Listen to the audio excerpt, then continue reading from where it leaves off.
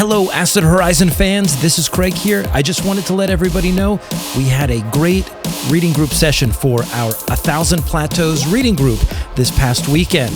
The good news is that you can join anytime. The next plateau that we're going to read is The Apparatus of Capture. That reading group session is scheduled for the last weekend in April, but even if you can't make it, you can access our recordings by becoming a patron on Patreon for as little as $1. Navigate to our Patreon account by clicking on the link in the show notes, and you can find access to our blogs, to our merch store, to previous posts, and other reading groups and seminars that we have recorded for patrons. In the coming weeks, we have exciting episodes planned on Shelling, on Bataille, Nancy, and Blanchot, and also an episode on Aimé Césaire.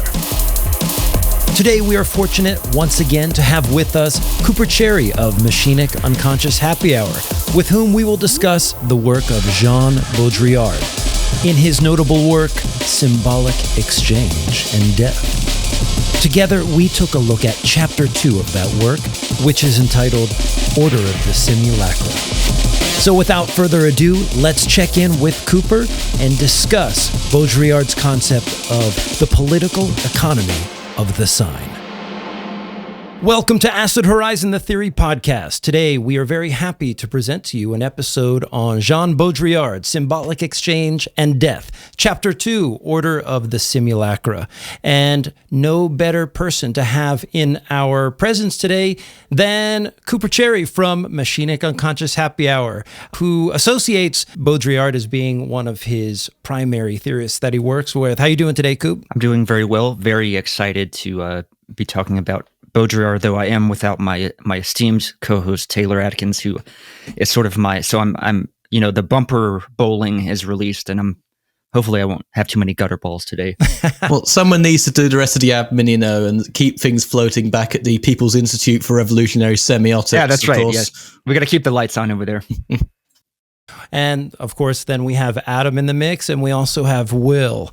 And our plan here today was not only to talk about this chapter, but also see what kind of tools we could pull out to apply to an analysis of what is going on with respect to the reporting on Ukraine. Now, some of our listeners had asked us, now that the Russia thing's happening, why don't you do an episode on that?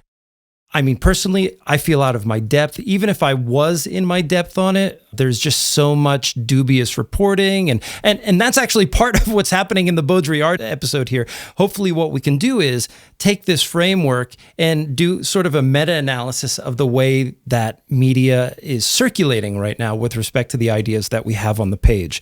So let's get right to it.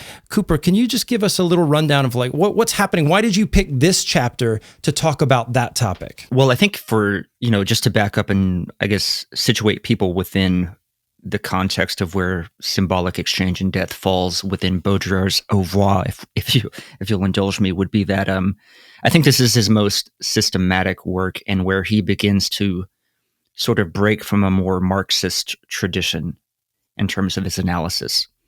Because he had written some pieces before this, Political Economy of the Sign being one, and I think System of Objects. System of Objects may have been his dissertation. So here he's being extremely systematic, probably the most systematic he'll ever be. Following this, he gets a lot more into a sort of theory fiction approach to writing and philosophy. But here he lays out his simulation theory, simulation and simulacra, better than you could ever find within the confines of that book. So anytime I hear or see people talking about simulacra and simulation as the entry point to Baudrillard, I say, oh, no, it's a very, at that point, he's very much in that kind of theory fiction mode. He's not being systematic. He's not really hitting these points. He's kind of weaving a narrative more so than being like a stringent philosopher per se in that work. Although, things like the Borges idea, right? The map has exceeded the territory, right? That's a metaphor that he draws heavily upon. That kind of makes sense, but I think here is really the best starting point for Baudrillard.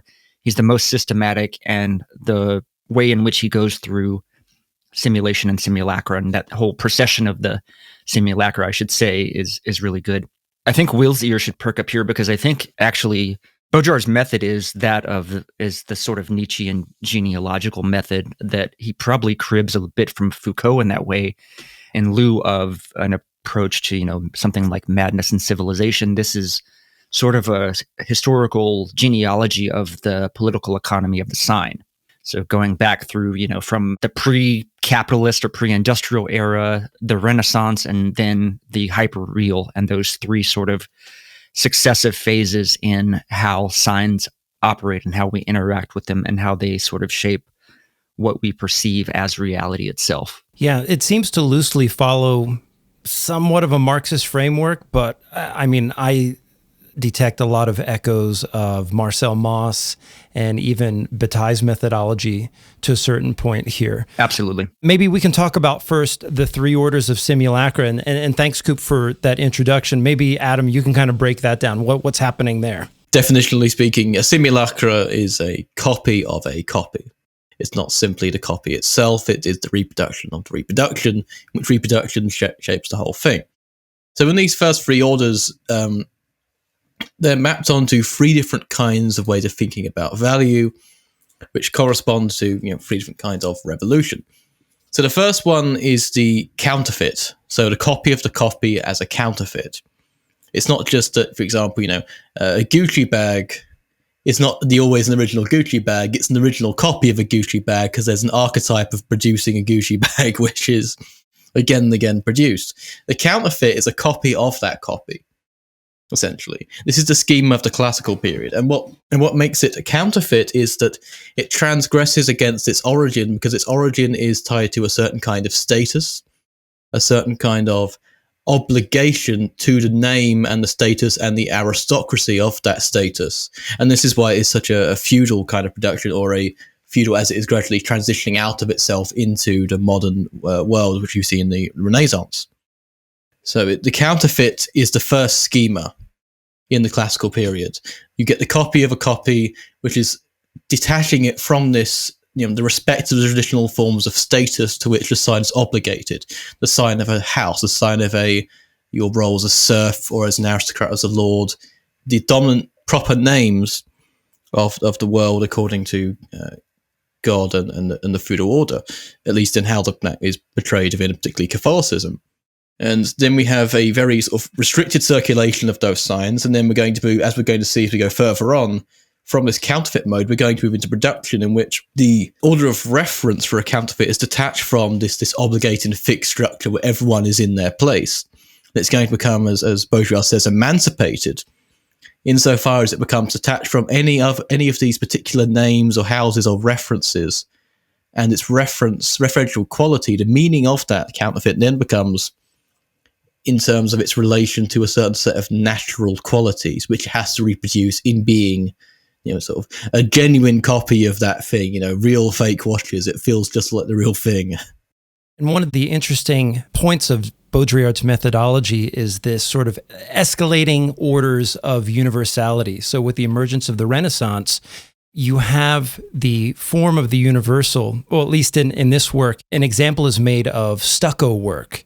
And so prior to that, you can imagine, the things that are made around a castle or in a house or in an estate, being made of wood and being made of metal. But the advent of stucco now allows the creation of all kinds of things out of the same material. It could be a small statue or just some ornamentation on a molding in a house or an imitation of a wood cornice. It was probably the case that this was actually cheaper, and it's with the advent of this universal substance that man believes that they can now alter nature in a way that they haven't been able to do so before, thus giving a partial emancipation of signs and codes.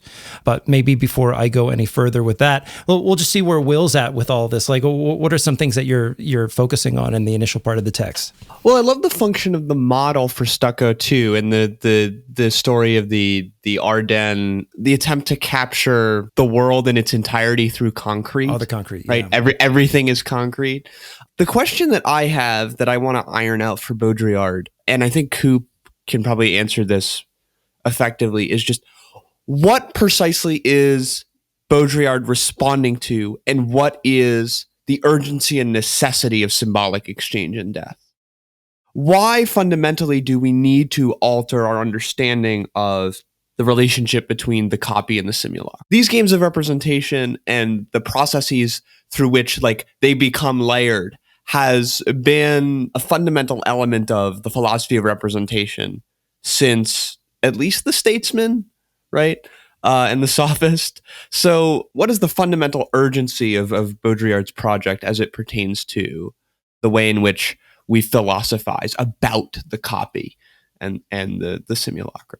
You know, to critique Baudrillard, I mean, there is a certain romantic element in this critique, right? The sort of mourning the loss of the real to some degree, although he's never quite consistent with that. It feels like he sort of wavers on this point of, you know, either we need to sort of pursue a nihilism that is so thoroughgoingly nihilistic that we sort of emerge on the other side of that, or we need to sort of become anarcho-primitivist sort of social arrangement that we had where symbolic exchange was the dominant mode of production, right? And I sort of tied this onto going back to something like Anti-Oedipus, the marking of the body, where like at one point in the system of cruelty, right, like the markings of the ledger are visible on the body itself. Well, eventually, as society evolves, as modes of production evolve, things become abstracted from the body. They become disassociated, disentangled from the body, from the real or whatever, right? It's hard to really concretize the validity or whatever of this other than as a model for understanding how media and things operate within our world today. I mean, I don't know if I could really tie this back to a very good legacy of a philosophy in that way. But I do think it provides a very compelling description of what we face. Yeah. And if we want to get into critiques of that, I do have, you know, there are some that we can get into later where I think the distinguishing features between the concept and the object and what's real and what's not, maybe that distinction's not so important at the end of the day, or what the copy is rather. Yeah, and definitely in terms of the problematic of why read Baudrillard, I mean, if we're seeing, you know, especially on social media, post upon post, layers upon layers, retweets upon retweets, quote tweets upon quote tweets, each producing a different link containing more or less the same data with a few revisions, or conditioned upon reproducing the same data. The constant reproduction of signs that seem to make less and less sense, and you know, but also can provide this incredible enjoyment in their reproduction, even from the meme to seeing, you know, the Leonardo DiCaprio meme, for God's sake, where he points at it. It's like, oh yes, I recognize that. And this sort of excess of enjoyment in communication, you can take this back to one of Baudrillard's main influences in Bataille, going back to the Inner Experience book, which is a project about saying, you know, we are swallowed by discourse and communication. How could we speak of a non-communication? And it's sort of about looking for that point of rupture where you can say, oh, I'm finally out of this, or looking for even the possibility of getting out of this. And I think insofar as we're incredibly swallowed, particularly in the age of not the working from home is bad at all, but when, you know, in excess of working from home, you are more detached from the world in some ways, but through social media, you become over-determined by it because you're exposed to reproductions of all the worst things happening in the world at once. Baudrillard is going to be a guy you're going to want to turn to. One of the challenges that I'm working through, and my exposure to Baudrillard has been limited to just a few books, and so the questions that I want answered have not yet been clearly answered by what I have read. One thing that I've heard in the past, you know, from either folks online or maybe a professor, is that the charge that Baudrillard is actually reactionary in some ways. Here in this particular chapter, he's going to make the assertion that through Benjamin and through the work of Marshall McLuhan, that his notion of reproduction is something that outstrips a Marxist framework. This is another what Marx failed to consider moment in philosophy. However, you brought up the nihilism of Baudrillard, and one of the things that we get towards the end of this chapter that maybe we can talk about a little bit is this idea of a rival force, almost like a kind of potlatch energy within the city that takes the form of things like tagging and graffiti and so forth, and maybe could even be expanded to notions of crime and maybe terror, like when we think about other things that Baudrillard has written about, as the only sorts of forces that stand to challenge advanced capitalism. And the one challenge that I see is that the praxis that's implicit in this work is a kind of revolt, but it never seems, well, at least in this chapter and other places like in Agony of Power, for example, I don't see a place where Baudrillard suggests that the new might emerge out of any sort of positioning oneself against the hyperreal. And I don't know, maybe Cooper, you can talk a little bit about the sort of nihilistic dimension of his work and maybe answer some of those questions.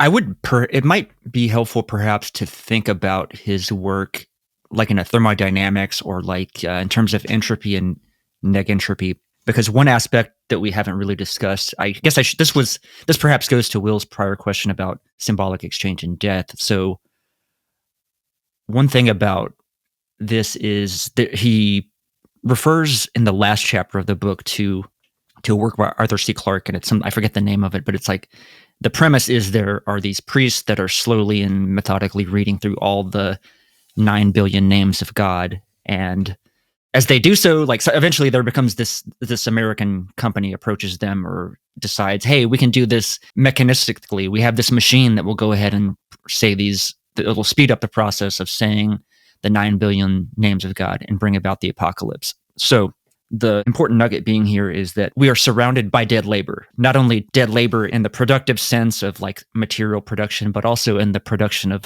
language and sign systems. Basically, my interpretation is he believes that effectively what happens is this entropy builds up to such a great metastable limit that we're sort of frozen in this amber of signification, and there's no real way to crack through that membrane and reach the actual real terrain to where we can actually achieve some type of revolution or change or what may be the case. But at the same time, at some point in the book, he does say, we can't defeat capitalism on the plane of the real. So I'm not sure again, this is where he leaves things very confusing for me at points.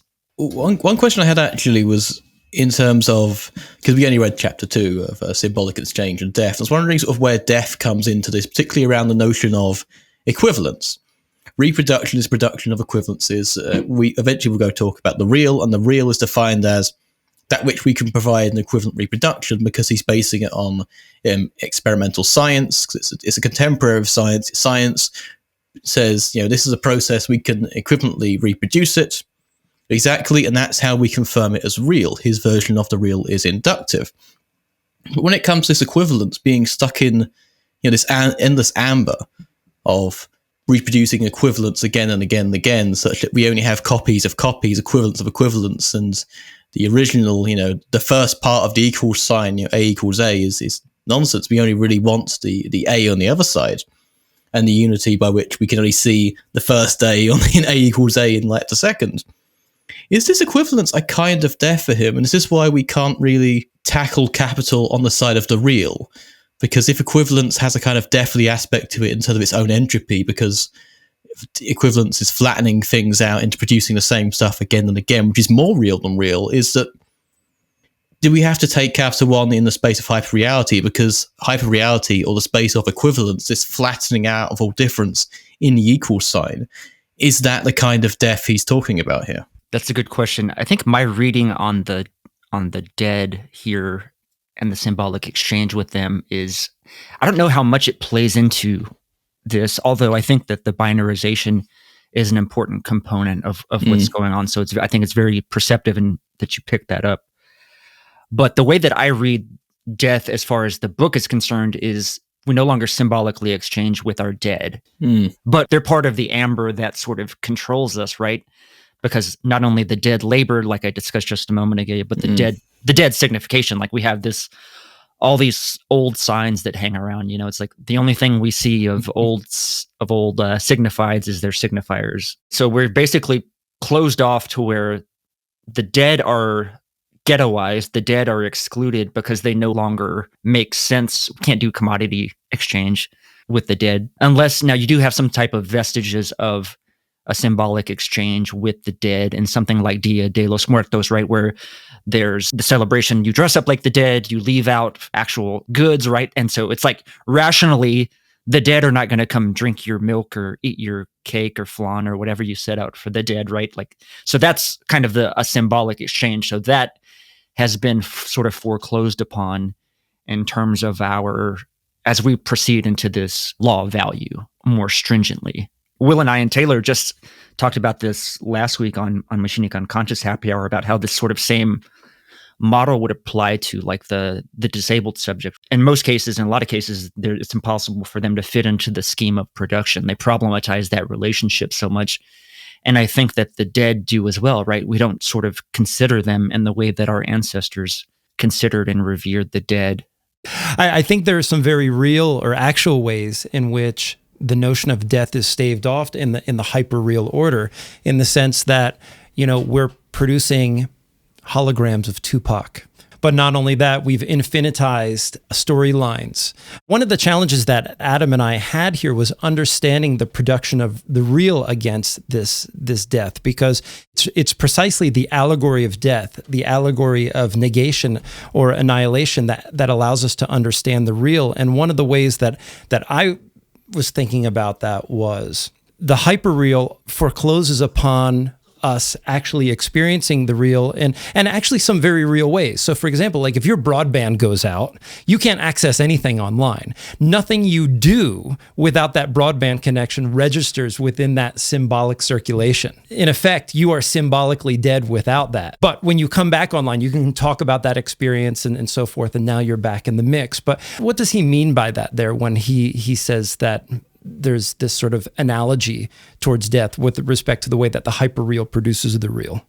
I feel like the question of participation in symbolic exchanges is problematized by the very way in which we conceive of like the conventional intercourse of exchange here is going to be fundamentally much more complicated. What I appreciated in this essay and in our conversation last week on Machinic Unconscious Happy Hour is the fact that the very territoriality is no longer like a conventional nomos. It's not subject to the old laws of political sovereignty or even the conventional market, but instead the very activity of exchange itself becomes that which produces the territory. It's no longer a conventional conception of a sort of space, but it still has the games of exclusion and of castigation that one might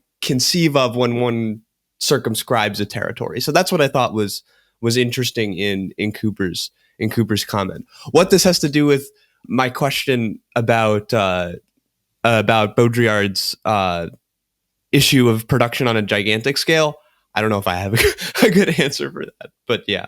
Maybe in terms of like just moving from the first order to the second order, I mean, the idea of machinic production, the entry into market value will be this thing that strips the counterfeit from to counterfeit into a machinic production.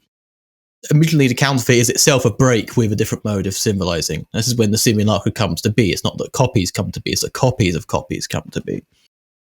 And in particular, with the copy of the copy, given that every human from this Resonance perspective is a copy made in the image of God, we get the image of the theatre, the automated human being as it is scripted by the playwright.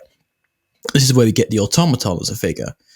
And this is where in the transition between the industrial mode of producing simulacra versus counterfeiting, we have this disjuncture between the automaton and the robot. I mean, the automaton is ultimately, it's a equivalent copy of humankind, but it maintains a difference insofar as it refers back to the true natural humanity of which it's a copy. Right, so God created all men in his own image and God created them all equal. But there's still a difference there. It's almost like a fall, a theological fall. This is what Baudrillard talking about, the Jesuits trying to recreate this sort of music of the spheres, kind of harmonious art of creation. But then, in the advent of industrial production, this is not a development so much as a rupture.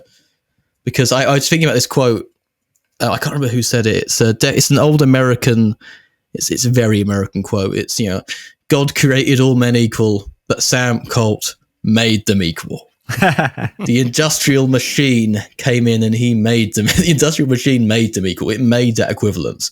In itself, there's a difference between the implicit ability or implicit making of all humans to be image bearers of the Godhead. But then industrial production comes in and says, no, a human is worth this. The fundamental violence that founds capitalism in slavery and in the desubjectification of human beings, the commodification of all human beings and their reproduction and their productive power, flattens them into this equivalence, and then we get the market law of value. And then the death part is not only in the sense of a desubjectification, but the very chaining of it, because the dead labour that is produced by those who are worked to death is the labour which will eventually hover over the very reproductions, the copies of the copies that are made in England. I mean, stealing of techniques and literal resources in India will then go into copies of copies produced in the industrial foundries of Manchester and London. So to think about this machinic force of producing science, and I think it is very important to say that he's not talking about literacy or language here. He's talking about science. I mean, I started with a Gucci bag, not a word. I could have started with the Bible as a counterfeit thing, because the King James Bible, the Catholics would have called a counterfeit. But just thinking about this transition to the machinic, I just want to ask the question, how does machinic force operate, and how does it lay the groundwork for what's going to come after, which I think is one of the hardest things to explain, which is this transition away from a detachment to particularly to a very solid foundation of market value towards what he would then call the code, reproduction of code, reproduction of reproduction itself. Because capital has to surround itself over the entire world. And then when it does that, it has to reproduce the entire world system again. But before it does that, before it's completed, in a way, industrialization and primary accumulation, I'm not saying it necessarily has, but Baudrillard does. That's the point where until it conquers the entire world, it can't reproduce the entire world in its own image. I think you're kind of highlighting some of the challenges that I'm having with the text, because there's a way in which it seems that the notion of value or the value form is either underemphasized or underdetermined in this framework. And I'm just trying to be charitable in my reading of it, like how to make sense of that with Baudrillard's notion of code, especially with respect to the upscaling or the emancipation of code over time. Is it through the function of real subsumption of industrial processes that, like, well, here we are now at this point, we can reproduce the real in certain ways by dint of the productive edifice. Now that the paradigm of reproduction has primacy over production, really what we're saying is that the productive edifice has been articulated or been developed in such a way that it allows us to produce in this manner. This is kind of what's lingering in the background the whole time I'm reading this. Your explication of that problematic there, Adam, really touched on it. But I don't know if there's anything in there, Coop, that you can attach to, but what do you think? I was going to say this might actually point to someone like Mackenzie Work's work on this notion of companies like Facebook, Amazon, etc., being this further layer of abstraction on top of the actual producers, right? So we have the capitalists in China or wherever that are actually producing the physical goods, but those capitalists are now under the purview of the information brokers, Facebook, Amazon, Google, etc., Apple, right? The information companies. So this is where production itself gets subsumed under the structural law of value in terms of everything going towards a metafiction, a metafication of reality. You have to come through the information brokers in order to have your product, because we have access to the markets that you desire, right? So perhaps it is in this way that you can sort of think of this different stage of capitalism, perhaps. Facebook have to make the world in a copy of itself to make the copy of the copy again in the metaverse. That's why they're called meta. It's literally, they might as well call it simulacra. Simulacrum, sorry, because that's literally what they've done. They've taken over the world as much as they can in terms of how they can copy it and reproduce it in images. And now they have to reproduce that world by reproducing the very world itself. Yeah, absolutely. And I mean, you already saw this with the way that the real world was already reproduced online with the advent of online commerce, right? You know, thinking about something like pets.com or whatever, right? So you go from that model and then it becomes, 20 years later, we have Amazon delivering your new I was going to say butt plug. You can cut that. I don't know why I chose that. Let's keep it in. Keep the plug in. But you can have your little butt plug delivered by drone now, courtesy of Jeff Bezos. So, and I think perhaps too, it may be production of the real is not, it's not a solidified whole, right? The real is being produced more intensely than in some places than in others, right? It's not an even geographical distribution. Vestiges of the first two orders of the simulacra still persist within our society today, because if capitalism in terms of its efficient movement, well, some battles are not necessarily worth fighting, right? It can divert its energies into areas where there's less resistance per se of human culture or something like that. Yeah, in terms of Machinic, I mean, I guess we are sort of keep going around. It's hard not to jump into the hyperreal, I guess, because it is so relevant, I guess. So I guess, the transition to code. I mean, I just have one question. What is code? Because he's talking about it in the 1976. He's talking about DNA. That's sort of being discovered at the time. How is it a mapping? We don't want to give SoCal and Brickmont any ammunition. Unless they're going to shoot themselves with it. But SoCal has already done that by being a turf. So okay, so it's the flattening out to the transistor, the digital, the one and the zero, and you can see this. Obviously, it's a process, right? It's not occurring everywhere at the same speed, right? There are resistances, but you can see this in terms of something like a like or dislike on Reddit, or a right swipe, left swipe on something like Tinder, right? So it's the machinification of social relations itself, right? We all become, and then, like you're pointing out to with metaverse, right? Then it becomes meta exchange, right? Like we're exchanging digital commodities and so forth. There are some kind of like Stirnerian type vibes here, because I think Stirner points out to this problematic in terms of the spooks, right? The spook is an abstraction. So it's interesting that there's a connection. And I mean, that probably goes back to Hegel ultimately, and Hegel's reach in influence. Is the spook a simulacrum? I mean, the spook is... You can read it in that way, insofar as the spook, or literally in German spook. I mean, you can translate it as phantasm, which is fair enough, but it's essentially a higher essence, the genus, the appearance of a genus, like a generic universality. You are special because you're human, and the human essence participates in you. If anything, I would say for Stirner. For Stirner, actually, maybe the Einziger, you are the simulacrum. And that's fine.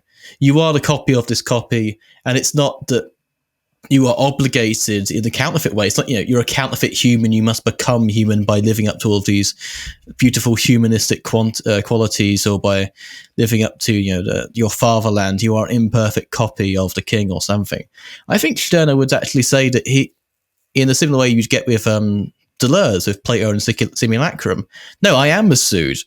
But I can only be a sort of a Sood if I have this in me. The human essence is good because it's a property of me from which I could express myself. It's not something above me. The real and the simulacrum become kind of identified, because the real, insofar as it's only considered in light of faithfulness to its reproduction, to go in a Hegelian sense, the real isn't faithful to its own reproduction. The essence must appear.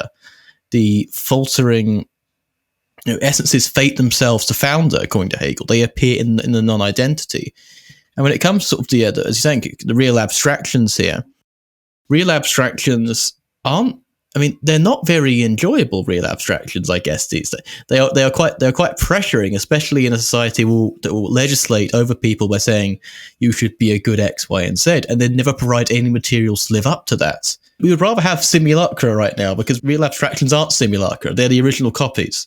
We're made to feel imposterized. We're like counterfeit versions of them. Even in academia, we're not being proper academics, not writing for journals, giving our free labor to publishing houses and the like for university reasons. And no, it is a purely abstractive benefit. I think in that sense, we are moving a little bit away from some of the problematics not entirely, that Baudrillard was talking about. Because real abstractions aren't the simulacra. We are. There's this one sentence in the chapter that we were assigned where I start to completely lose. So I'm not at all really exposed to much Baudrillard other than the Gulf War essays, but the 3 Gulf War essays. But there's this one moment where Baudrillard kind of shifts what the hyperreal is supposed to mean to us, right? We get this presentation of something which is always already reproduced, right? The hyperreal. There is no, and then he says, you may think that this means sort of like mutual reabsorption and so on, but actually, and then it's italicized, today, reality itself is hyperrealist. And the hyperreal can only really come through in sort of a similar way in which surrealism understood the particularity of everyday experience, right? That each of these individual moments in cinematographic time or something can spurt with a particular sort of energy. He essentially argues that like almost every single realm of the social that we would consider if we were asked like what constitutes like social space, we would be like, oh, like the political, the historical, the economic, society and the social itself, all of these other things, all of those are instances which have like hyper-realist dimensions. So can someone just define it? You know, maybe this kind of takes us into the discussion about the Ukraine stuff a little bit, because the way that I read it was that the surrealist, the surreal that ruptures reality is an eruptive force, whereas the hyperreal is a constantly pervasive force. And that's to say that there's almost an absolute contiguity between what we would consider simulacra and reality. There's no good way to make a distinction between those things in real time. And we see salient instances of this going on the timeline, for example. It wasn't even a day into the war with Russia and Ukraine that we're seeing images of Captain America flipped into images of President Zelensky. One of our primary methods of interpreting these events is through the very lens that's constructed by this apparatus of hyperreality, of media, of illusion, of hallucination, right? And so we experience something like a war as an event, as one that's wholly constructed in the sense of the Gulf War did not take place. But I think these days there's much more at stake than that, because now it's not that we're all just sitting at home watching CNN. We've democratized this process. Part of this is like consuming the people making the Avengers Endgame meme, and then allowing for an exchange on top of essentially what we'll consider like deeply cringe-inducing. I mean, somebody like a 19-year-old in between classes at a community college made that meme and then circulated it.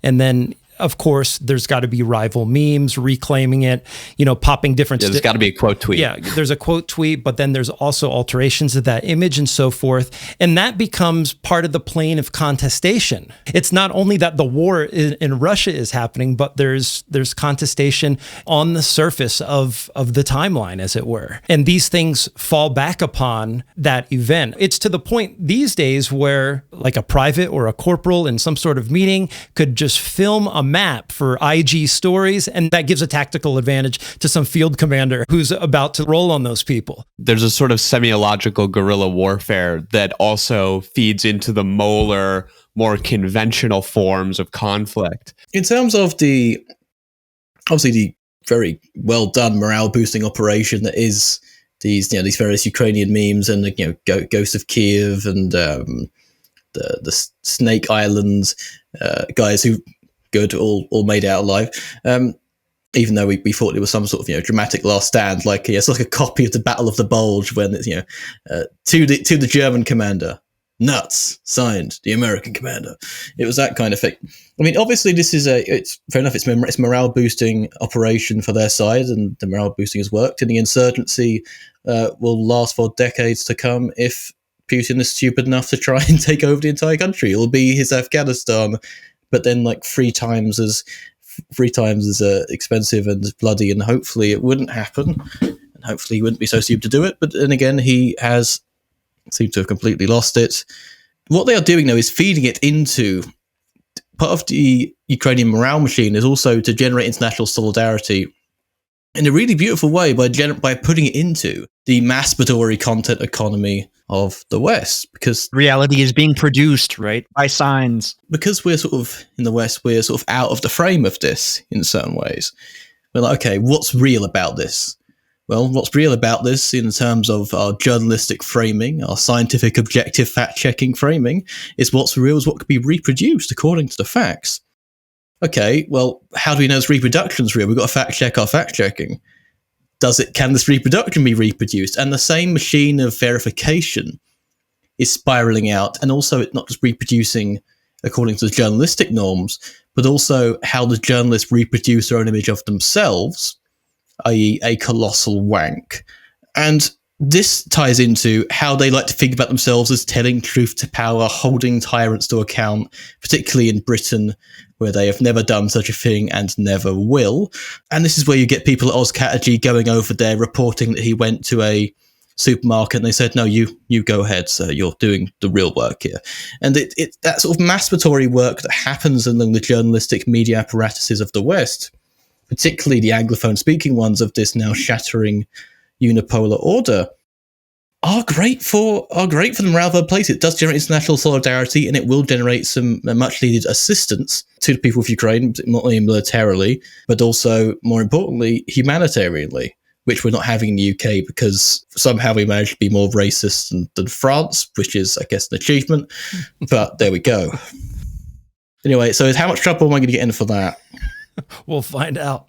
If I'm going to have a take on this, I might as well just have a take. And then what you have, of course, is you have a slew of other folks. You know, you have the Gal Gadots of the world singing to the masses, B-tier actresses and actors doing psychoanalysis on the timeline, and any sort of hopeful or potentially viable alternative political reality, anything that falls outside of the scope of some sort of state action or putting in a no-fly zone, is completely off the map. Instead, you have this just massive cloud of dust and narcissism just kicked up, and that's what circulates, and everything else is excluded. How can this help us understand?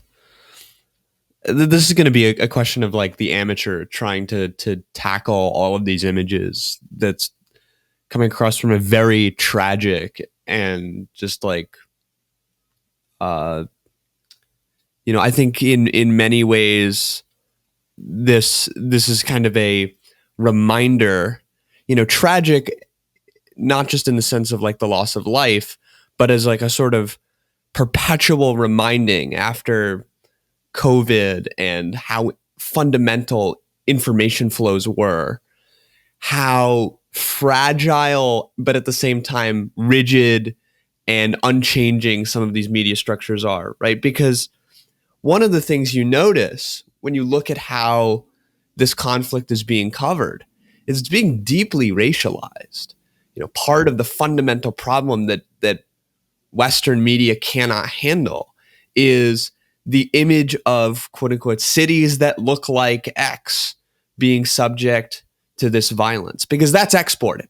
Since the end of the Second World War, it's the places that the United States and the EU have exploited that become the zones of conflict like this.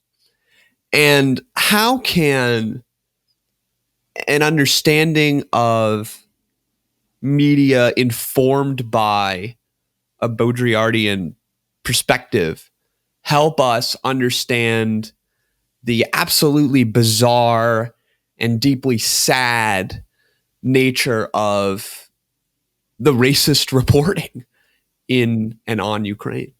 Well, I think one of the things right off the bat is that all the critiques are recuperated. The critiques themselves never seem to bring to bear any sort of effect that they want to have. And it's almost a given at this point that, when you have an event like what's happening with the mass exodus of folks from Ukraine into Poland and, the racialization of that, the critiques are expected. When has anything positive happened for the folks in Palestine? When has anything happened for the people in Central Africa?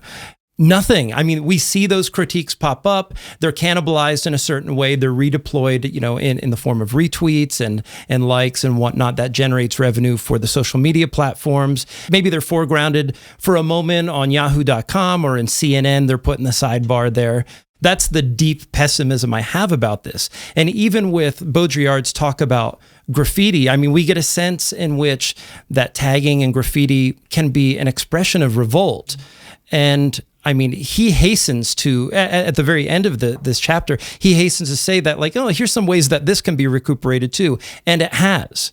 Just like I was talking with Adam before this, I can't tell you how many big parties that, where I worked in LA, where, young people are having either a birthday party or a bar mitzvah. And these are wealthy people, and they're bringing in break dancers, and they bring in a wall and they're spray painting and this and that. And so the very image of revolt becomes the centerpiece for this party, being completely evacuated of its meaning, being completely defanged of that act's ability to territorialize a space of meaninglessness. That itself gets captured and thrown back into the hyperreal mix again. And that, I think, is the sort of persistent and perennial issue. Yeah, there's only acceptable zones in which graffiti can be maintained or performed, but it is still somewhat of a threat, right? Like that is one element to where I think this is a rather kind of toothless critique, but it does still have some relevance because, if there is graffiti in a neighborhood, especially, a wealthy area or like right, those, that issue is immediately addressed, right? Like it's very seriously and harshly and swiftly addressed if you're doing graffiti. So that's a very interesting dynamic. But yeah, at the end of the day, it feels like a rather, if our only ability to sort of revolt back against, to fight back against capitalism is to be taggers. I don't know, Yeah, I don't know how it is in your town, but like in LA, I'm sure it's similar. There's like murals and shit that are commissioned. Yeah. Or even at Venice Beach, they basically have an open wall that's just constantly available for graph artists to come down and do pieces on, and just this aura of spray paint and the odor is just constantly there. And that's one of the ways that they try to redirect. Yeah, control those libidinal flows of desire. Although I think Baudrillard would be far more sanguine than Guattari and probably say that, yeah, there's a body without organs, but it's capital. I mean, this is the sort of thing, this end of this chap talking about graffiti, that I think Lyotard is very right to pull Baudrillard up for in the Desire Name Marks chapter of the Libidinal Economy, because he says this is, essentially, Baudrillard's argument is, the graffiti is a kind of culture jamming, a kind of insurrectionary code without meaning. And it's like, well, who are you to say it's got no meaning? And but Lyotard he goes back in the tradition of Marcel Mauss and Levi-Strauss and Bataille and Baudrillard, talking about the idea of potluck, which he thinks is a misinterpretation of the tradition of potluck based on a kind of reading of the so-called primitive or so-called savage in terms of their ability to do non-communication, to do pure expenditure, pure waste, and something that we've lost. And sort of the idea of, and Baudrillard does use the term savage, this is their savagery, which is then repressed by the police. And I think by using that, he forecloses in a way which, Lyotard, I think, arguably quite accurately could call very much racist, the very ways in which the one's racism or the racialization of that other doing that action actually forecloses the ability of someone like Baudrillard or the police or the government to see what's actually going on. It only feels like it's meaningless because the very constituent categories by which you recognize that person as a racialized person make them unrecognizable. And this is something that Cedric Robertson points out in his description of groups like the Obeah, some of the slave revolts in Haiti and the Americas, where essentially they were only seen as this, these witches spouting nonsense because in order to justify that racial ideology over them, they had to eliminate all of their actual ability to produce meaning, to produce significations, and to produce a cultural kind of consciousness. And racializing has to reduce subjectivity of the racialized person from its very foundations in this case. So to speak of graffiti as a non-communication, I'm not saying graffiti couldn't be kind of a practice of jamming, but I think maybe it's not non-communication. I think it's a kind of communication that if any, it signals a possibility of a kind of communication that through the biases of the very system of production of science itself, through the very capitalist system, I think that's understood as a racial capitalism, constitutively cannot recognize these forms of communication. And that allows you to communicate in a manner that provides some avenues for either escape or, given the hypertrophy of capital and its economy of signs in which you can find points of disruption and destruction and destitution when they could not find this as a recognizable entity.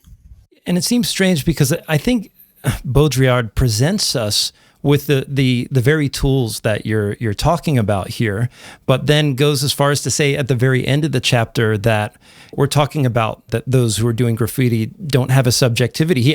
He goes as far as to use the word personality, that they don't express personality. Oh, yeah. That these are explosive collective acts that are devoid of identity, but yet in the same breath validating the notion that they're oppressed peoples and so forth, which I thought was really weird because, the idea of savagery and the notion of primitive is sometimes in these readings, at least when I'm reading Cluster or, Deleuze and Guattari, it's just kind of a holdover from, a previous generation, but he kind of leans into it. And that makes the reading of this somewhat difficult. But, it's interesting in reading this section on graffiti, it made me think of the kind of sticker phenomenon that we see these days. And I don't know how it is in Austin, but this is certainly the case in Los Angeles, maybe within the past 7 to 8 years or thereabouts, there's this phenomenon of putting stickers everywhere that have what seems to be just jumbled letters and just odd words and that sort of thing. But maybe even prior to that, the whole idea of stealing postal labels from the post office and creating your own sticker and then just popping it on a stop sign or a parking meter or something like that, where this is a kind of defiant act of the order of the hyperreal in the sense that it is an original creation. Right, it's a deterritorialization of this state-made label. It's a singular artistic creation, if you will, and it defies the kinds of things that we see in this sort of homogeneous, flattened urban landscape. I have a good follow-up too. So, I'm located here in Austin. We have South by Southwest coming up soon, and one thing that the city does in preparation for it is to they wrap all of the any pole up to 5 or 6 feet high that could be stickered or flyered. And so that at the end of the conference, they can merely rip them all down. It's almost like in Philadelphia when the Eagles won the Super Bowl, they greased the poles. Yeah, it's kind of, I guess, relevant or goes back to that example of the graffiti park where they're designating zones of deterritorialization or whatever, if you want to go that route. In terms of the easy removability of these kind of significations, this is in a way what happens in a lot of international disasters. They have a template in a way of solidarities, of solidarity significations, which can be reused for the next war. Ultimately, I guess to being a bit more gravity and seriousness to the last thing I was saying. This machine can be useful for generating solidarity, absolutely, and particularly in terms of generating material support. But there is still a limit to it insofar as the signs aren't fully as determinate as we may think they are. Particularly in terms of at least in the UK perspective, a million signs have bloomed. A million times we've renamed those little breaded chicken frozen dinners with the garlic butter in them to chicken Kievs.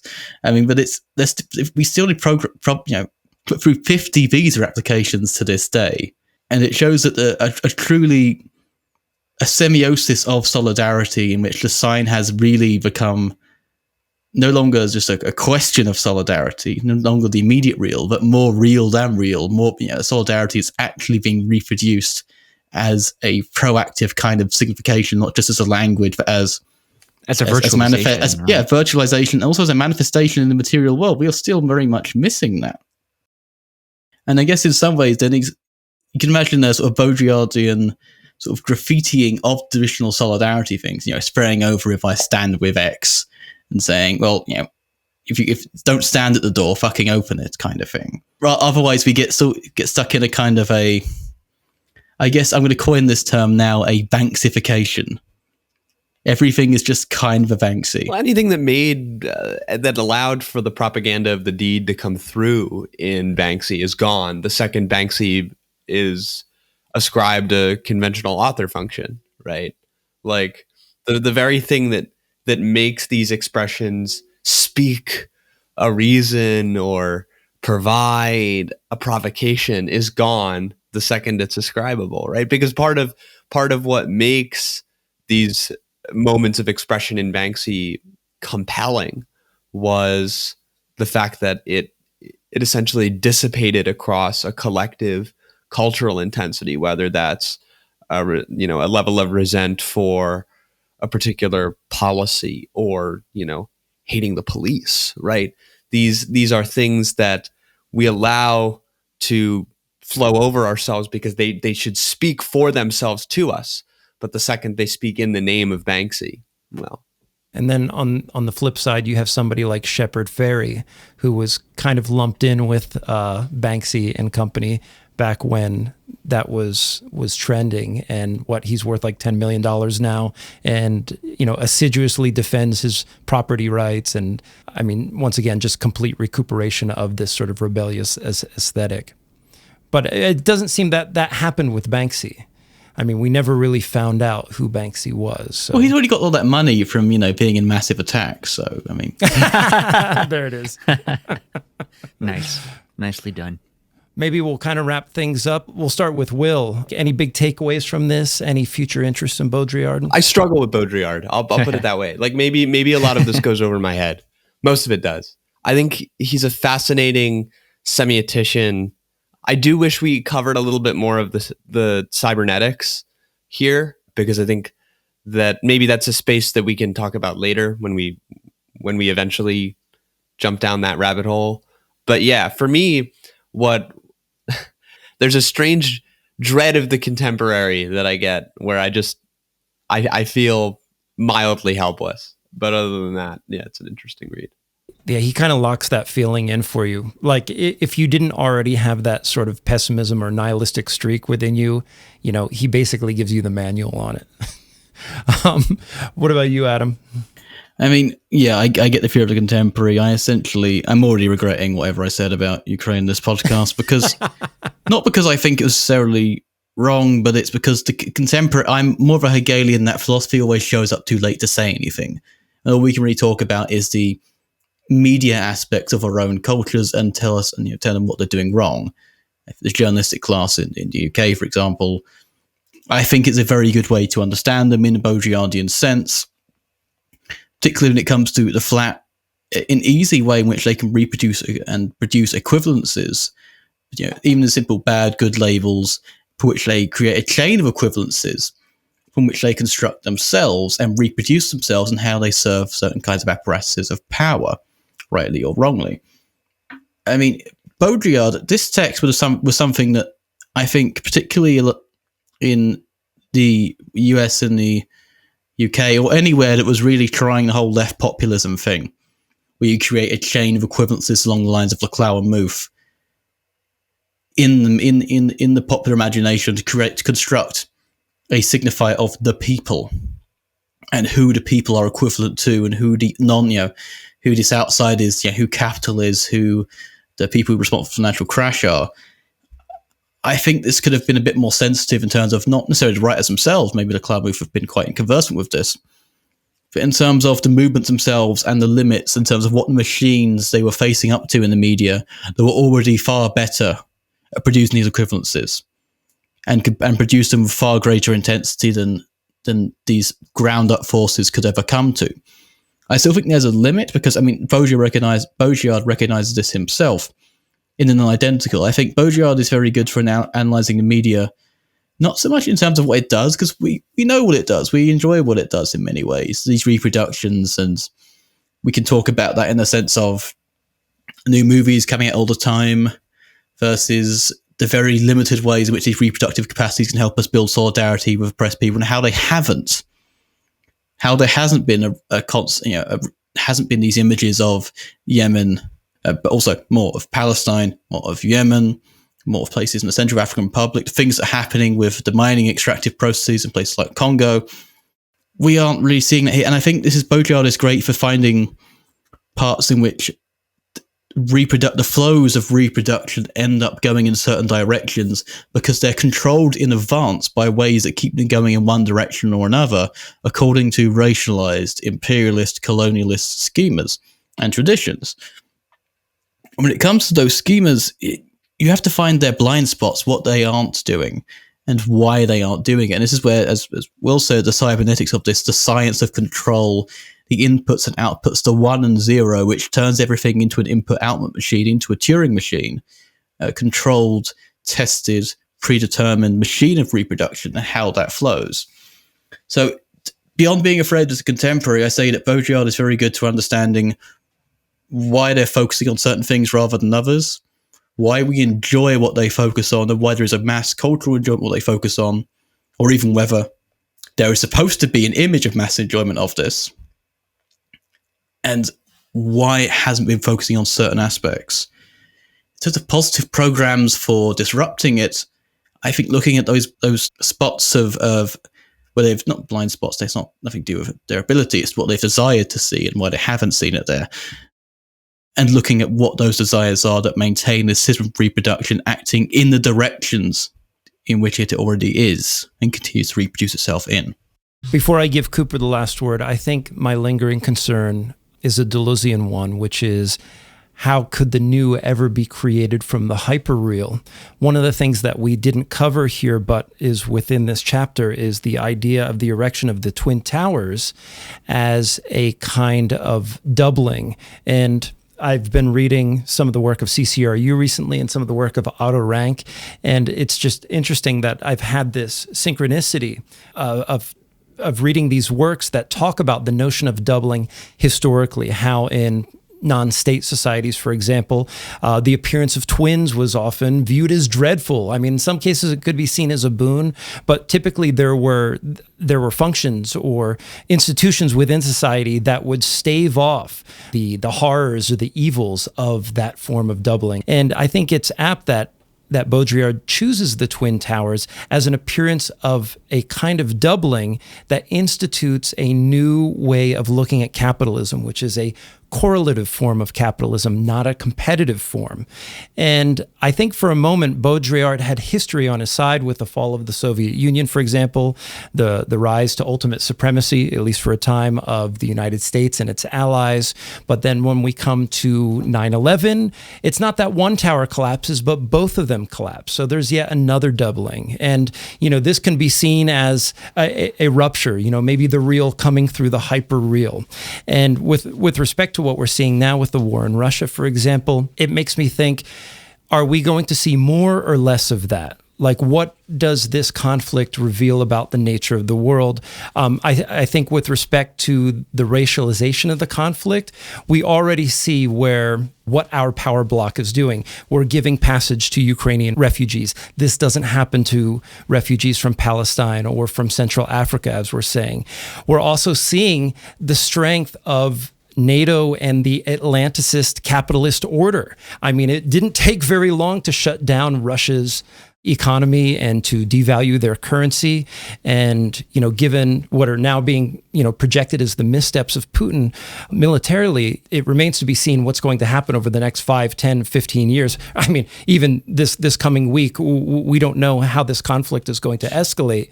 But I think it has laid bare something about the nature of the hyperreal with respect to the kind of capitalist order that we live within and the forces that have always dominated, or, have historically dominated, I should say, and the very real power that they maintain.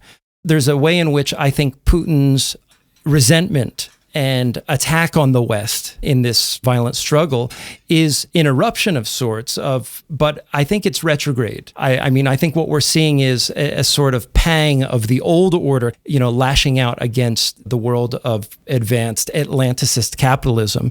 And who knows how that's going to go for him and for the rest of the world, for that matter.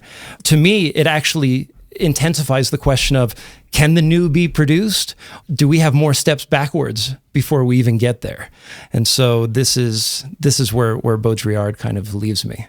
But anyway, Coop, what do you got? Quite a bit, but I'll try and be as brief as possible. I think one thing we didn't talk much about was the screen, and I think the way that in hyperreality, the binarization of the code flattens out things so that it's merely the surface effects. It's completely detached from any sort of real though there are, right, like the real does require these injections of itself to keep the simulation going, right?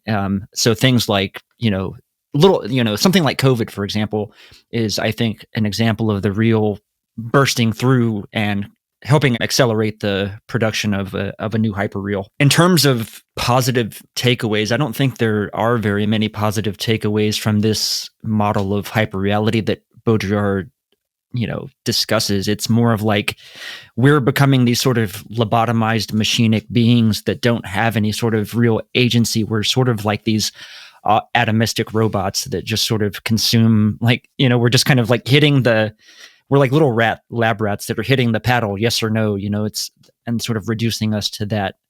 But I think stepping away from that, if you want to understand what simulation and simulacra are or how they function, I would point to a couple of films that are both fantastic and I think really exemplify what Baudrillard's really getting at, and that would be the Orson Welles film F is for Fake, and then Synecdoche, New York. Those are really good films. If you want to kind of get a feel for this thing, I think I would point you in those directions. If you're someone that struggles with, a text like this, I think those can often show you without telling you, so to speak, is a little bit easier to digest and get a feel for kind of this, of what hyperreality really ultimately is.